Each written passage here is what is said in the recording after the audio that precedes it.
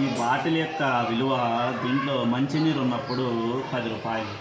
ఇప్పుడు వాటర్ తాగేసినాం కాబట్టి దీని విలువ లేదనేదిగా పారేస్తాం. అట్లా కాకుండా దీంట్లో మనము చిక్కటి పాలు పోసినామనుకో అప్పుడు దీని వాల్యూ 40 రూపాయలు అవుతుంది. దీంట్లో పాలకు బదులుగా మనము నెయ్యి వేసినామనుకోండి అప్పుడు దీని విలువ 40 రూపాయలకి 400 రూపాయలు అవుతుంది. అట్లా కాకోకుండా మనము దీంట్లో బంగారు గోళీలు లాంటివి వేసినామనుకో అప్పుడు దీని విలువ లక్షల్లో మారుతుంది. ఇంకా వజ్రాలు వేస్తే ఇంకా దాని విలువ కోట్లల్లో మారుతుంది. అంటే బాటిల్కి కాదు విలువ ఉండేది, బాటిల్లో ఉండే పదార్థానికి విలువ ఉంటుంది.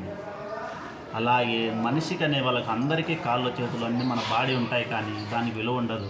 ఎవరైతే బాగా చదువుకొని గొప్ప మేధావులు అవుతారో వారికే విలువ ఉంటుంది అన్నమాట. అర్థమైందా? మీరు కూడా బాగా చదువుకొని గొప్ప జ్ఞానులైతే ప్రపంచంలో అందరికన్నా గొప్ప వాళ్ళు అయ్యే అవకాశం మీకుంది. కాబట్టి మీరు కూడా చదువుకొని గొప్ప వాళ్ళు అయితే అప్పుడు విలువ ఉంటుంది, కానీ మీ బాడీకి విలువ ఉండదు. అర్థమైందా?